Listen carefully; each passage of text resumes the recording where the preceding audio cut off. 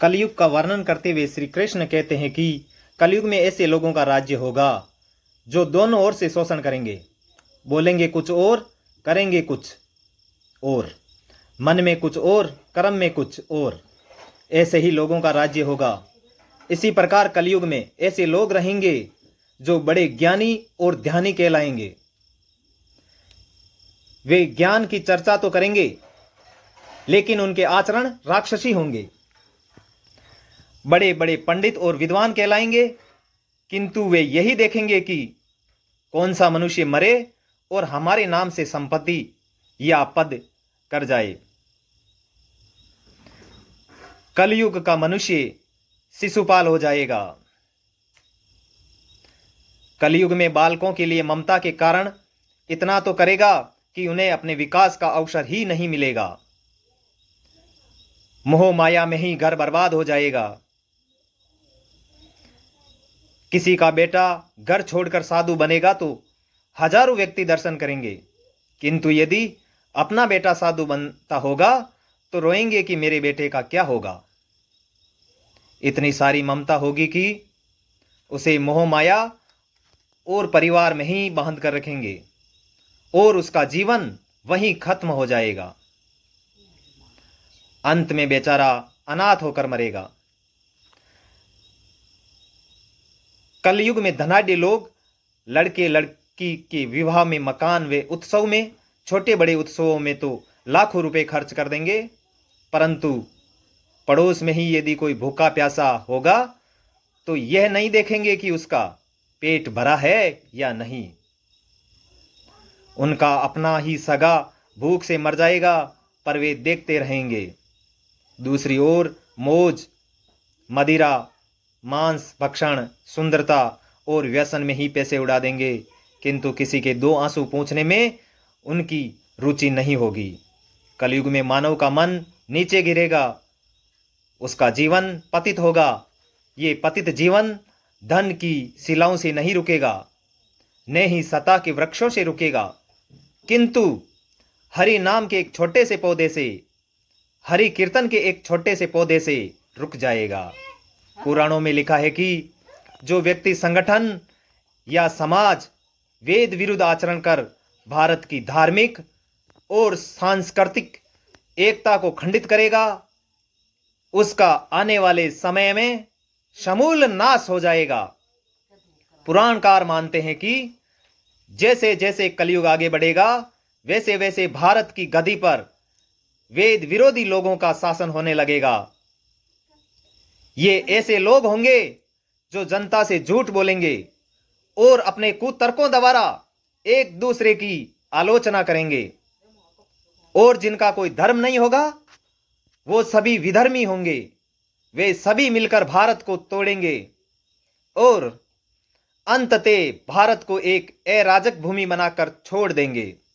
ज्यों ज्यों घोर कलयुग आता जाएगा त्यों त्यों सौराष्ट्र, अवंती, अधीर, शूर, अर्बुद और मानव देश के ब्राह्मणगण संस्कार शून्य हो जाएंगे तथा राजा लोग भी शूद्र तुल्य हो जाएंगे।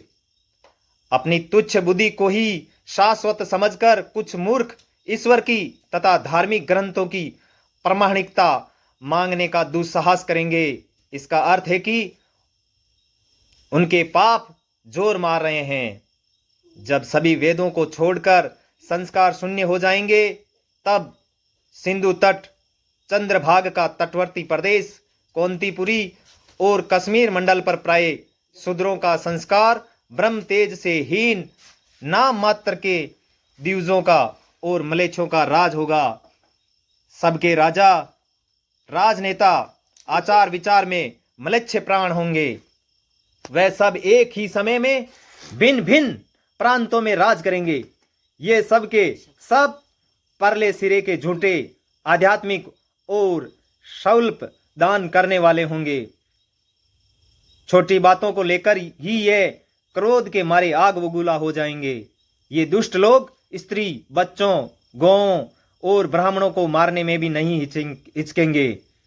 दूसरी की स्त्री और धन हत्या लेने में ही ये सब सदा उत्सुक रहेंगे। न तो इन्हें बढ़ते देर लगेगी और नहीं घटते। इनकी शक्ति और आयु थोड़ी होगी। राजा के वेश में ये मलेच्छे ही होंगे। वे लूट खसोट कर अपनी प्रजा का खून चूसेंगे। जब ऐसा शासन होगा तो देश की प्रजा में भी वैसा ही स्वभाव, आचरण, भाषण की वृद्धि हो जाएगी। राजा लोग तो उनका शोषण करेंगे ही, आपस में वे भी एक दूसरे को उत्पीड़ित करेंगे और अंततः सब के सब नष्ट हो जाएंगे। ऐसा भागवत पुराण का कहना है। भविष्य पुराण में भी ब्रह्मा जी ने कहा है, हे नारद, भयंकर कलयुग आने पर मनुष्य का आचरण दुष्ट हो जाएगा और योगी भी दुष्ट चित्त वाले होंगे। संसार में परस्पर विरोध फैल जाएगा। द्विज यानी ब्राह्मण और क्षत्रिय, वैश्य दुष्ट कर्म करने वाले होंगे और विशेषकर राजाओं में चरित्रहीनता आ जाएगी। देश देश और गांव गांव में कष्ट बढ़ जाएंगे। संत जन भी दुखी होंगे। अपने धर्म को छोड़कर लोग दूसरे धर्म का आश्रय लेंगे। देवताओं का देवत्व भी नष्ट हो जाएगा, उनका आशीर्वाद भी नहीं होगा। मनुष्यों की बुद्धि धर्म से विपरीत हो जाएगी और पृथ्वी पर मलेच्छों के राज्य का विस्तार हो जाएगा। महर्षि वेद व्यास जी के अनुसार कलयुग में मनुष्यों में वर्ण और आश्रम संबंधी प्रवृत्ति नहीं होगी। वेदों का पालन कोई नहीं करेगा। कलयुग में विवाह को धर्म नहीं माना जाएगा। शिष्य गुरु के अधीन नहीं रहेंगे। पुत्र भी अपने धर्म का पालन नहीं करेंगे। कोई किसी के कुल में पैदा हो क्यों नहीं हुआ हो, जो बलवान होगा वही कलयुग में सबका स्वामी होगा। सभी वर्णों के लोग कन्या बेचकर निर्वाह करेंगे।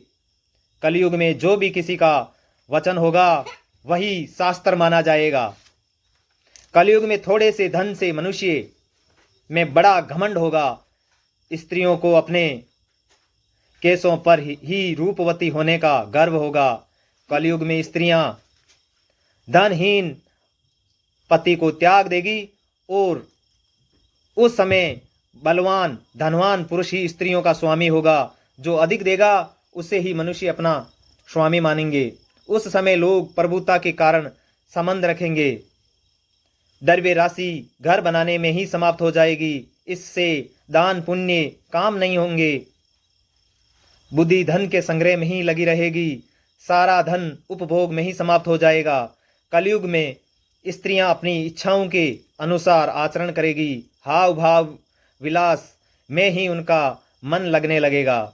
न्याय और धन पैदा करने वाले पुरुषों में उनकी आसक्ति होगी। कलयुग में सब लोग सदा के लिए समानता का दावा करेंगे। कलयुग में प्रजा बाढ़ सूखे के भय से व्याकुल रहेगी। सबके नेत्र आकाश की ओर लगे रहेंगे। वर्षा न होने से मनुष्य तपस्वी लोगों की तरह फल फूल व पत्ते खाकर कितने ही आत्मसात कर लेंगे। कलयुग में सदा अकाल ही पड़ता रहेगा। सब लोग हमेशा किसी न किसी कलेशों से घिरे रहेंगे। किसी किसी तो थोड़ा सुख भी मिल जाएगा। सब लोग बिना स्नान कर ही भोजन करेंगे। देव पूजा, अतिथि सत्कार, श्राद्ध, तर्पण की क्रिया कोई नहीं करेगा। कलयुग की स्त्रियां लोभी, नाटी, अधिक खाने वाली और मंद भाग्य वाली होगी। गुरुजनों और पति की आज्ञा का पालन नहीं करेगी तथा पर्दे के भीतर भी नहीं रहेगी। अपना ही पेट पालेगी। क्रोध में भरी रहेगी। वे सुधि की ओर ध्यान नहीं देगी तथा असत्य कटु वचन बोलेगी। इतना ही नहीं, वे दुराचारी पुरुषों से मिलने की अभिलाषा करेगी। ब्रह्मचारी लोग वेदों में कहे गए व्रत का पालन किए बिना ही वेदाध्ययन करेंगे। गृहस्थ पुरुष तो हवन करेंगे नहीं, सत्पात्र को उचित वन देंगे, दान देंगे। वनों में रहने वाले वन के कंद मूल आदि से निर्वाह करके ग्रामीण आहार का संग्रह करेंगे। सन्यासी भी मित्र आदि के स्नेह बंधन में बंधे रहेंगे। कलयुग आने पर राजा प्रजा की रक्षा न करके बल्कि कर के बहाने प्रजा के ही धन का अपहरण करेंगे। अधम मनुष्य संस्कारहीन होते हुए भी पाखंड का सहारा लेकर लोगों को ठगने का काम करेंगे। उस समय पाखंड में अधिकता और अधर्म की वृद्धि होने से लोगों की आयु कम होती चली जाएगी। उस समय 5, 6 अथवा 7 वर्ष की स्त्री 8, 9 या 10 वर्ष के पुरुषों में ही संतान होने लगेगी। घोर कलयुग आने पर मनुष्य 20 वर्ष तक भी जीवित नहीं रहेंगे। उस समय लोग मंदबुद्धि, व्यर्थ के चिन्ह धारण करने वाले, बुरी सोच वाले होंगे। लोग ऋण चुकाए बिना ही हड़प लेंगे तथा जिनका शास्त्र में कहीं विधान नहीं है ऐसे यज्ञों का अनुष्ठान करेंगे। मनुष्य अपने को ही पंडित समझेंगे, बिना प्रमाण के ही सब कार्य करेंगे। तारों की ज्योति फीकी पड़ जाएगी, दसों दिशाएं विपरीत होगी। पुत्र पिता को तथा बहुएं सास को काम करने भेजेगी। कलयुग में समय के साथ मनुष्य वर्तमान पर विश्वास करने वाले, शास्त्र ज्ञान से रहित, दंभी और अज्ञानी होंगे। सब जगत के लोह मोह में सर्वभक्षी हो जाएंगे। स्वयं ही आत्मरक्षा के लिए विवश हो तथा राजा उनकी रक्षा करने में असमर्थ हो जाएंगे। तब मनुष्य क्रोधी, लोभी आदि गुणों की अधिकता हो जाएगी। कलयुग के अंत समय में बड़े बड़े भयंकर युद्ध होंगे। भारी वर्षा, प्रचंड आंधी, जोरों की गर्मी, लोग खेती छोड़ देंगे, कपड़ा चुरा लेंगे, पानी पीने का सामान और पेटियां भी चुरा लेंगे। चोर अपने ही जैसे चोरों की संपत्ति चुराने लगेंगे। हत्यारों की भी हत्या होने लगेगी। चोरों का नाश हो जाने के कारण जनता का कल्याण होगा। युगांत काल में मनुष्यों की आयु अधिक से अधिक 30 वर्ष की होगी। मनुष्य की औसत आयु 20 वर्ष ही रह जाएगी। 5 वर्ष की उम्र में स्त्री गर्भवती हो जाया करेगी। 16 वर्ष में लोग वृद्ध हो जाएंगे। 20 वर्ष में मृत्यु को प्राप्त हो जाएंगे। इंसान का शरीर घटकर बौना हो जाएगा। ब्रह्म वैवर्त पुराण में बताया गया है कि कलयुग में ऐसा भी समय आएगा जब इंसान की उम्र बहुत कम रह जाएगी, युवावस्था समाप्त हो जाएगी। कली की प्रभाव से प्राणियों के शरीर छोटे छोटे, क्षीण और रोगग्रस्त होने लगेंगे। श्रीमद् भागवत के द्वादश स्कंद में कलयुग के धर्म के अंतर्गत श्री सुखदेव जी ने परीक्षित जी से कहते हैं कि ज्यों ज्यों घोर कलयुग आता जाएगा त्यों त्यों उत्तरोत्तर धर्म, सत्य, पवित्रता, क्षमा, दया, आयु, बल और स्मरण शक्ति का लोप होता जाएगा। अर्थात लोगों की आयु भी कम होती जाएगी। तब कलयुग काल बढ़ता चला जाएगा। कलयुग के अंत में जिस समय कल की अवतार अवतरित होंगे उस समय मनुष्य की आयु केवल 20 या 30 वर्ष ही रह जाएगी।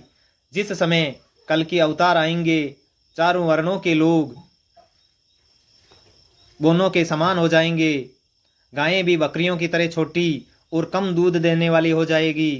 कलयुग के अंत में संसार की ऐसी दशा होगी कि अन्न नहीं उगेगा। लोग मछली मांस ही खाएंगे, भेड़ वे बकरियों का दूध पिएंगे। गाय तो दिखना ही बंद हो जाएगी, होगी तो बकरी की तरह ही होगी। एक समय ऐसा आएगा जब जमीन से अन्न उपजना बंद हो जाएगा, पेड़ों से फल नहीं लगेंगे। धीरे धीरे ये सारी चीज़ें विलुप्त हो जाएगी। गाय दूध देना बंद कर देगी। स्त्रियां कठोर स्वभाव वाली वे कड़वा बोलने वाली होंगी। वे पति की आज्ञा नहीं मानेगी। जिसके पास धन होगा उसी के पास स्त्रियां रहेगी। मनुष्य का स्वभाव गधों जैसा दुस्सह है, केवल गृहस्थी का भार ढोने वाला रह जाएगा। लोग विषयी हो जाएंगे, कर्म धर्म का लोप हो जाएगा। मनुष्य जप रहित, नास्तिक वे चोर हो जाएंगे। सभी एक दूसरे को लूटने में रहेंगे। कलयुग में समाज हिंसक हो जाएगा। जो लोग बलवान होंगे उनका ही राज चलेगा। मानवता नष्ट हो जाएगी, रिश्ते खत्म हो जाएंगे, भाई भाई का ही शत्रु हो जाएगा। जुआ, शराब, पर स्त्री घमंड और हिंसा ही धर्म होगा। पुत्र पितृवधम कृत्वा पिता पुत्रवधम तथा निरुद्वेगे बृहद्वागिने निंदानुपलप्स्यते मलेच्छो भूतम जगतम सर्वे भविष्यतिन्ने संशये हस्तो हास्यतम पृष्यतमुदे युगान्ते समुपयस्तते। अर्थात पिता पुत्र और पिता पुत्र का वध करके भी उद्विग्न नहीं होंगे। अपनी प्रशंसा के लिए लोग बड़ी बड़ी बातें बनाएंगे, किंतु समाज में उनकी निंदा ही रहेगी। उस समय सारा जगत म्लेच्छ हो जाएगा, इसमें संशय नहीं है। एक हाथ दूसरे हाथ को लूटेगा। कलयुग में लोग शास्त्रों से विमुख हो जाएंगे। अनैतिक साहित्य ही लोगों की पसंद हो जाएगा। बुरी बातें और बुरे शब्दों का ही व्यवहार किया जाएगा। स्त्री और पुरुष दोनों ही अधर्मी हो जाएंगे। स्त्रियां पतिव्रता धर्म का पालन करना बंद कर देगी, पुरुष ही ऐसा ही व्यवहार करेंगे। पुरुषों से संबंधित सभी वैदिक नियम विलुप्त हो जाएंगे और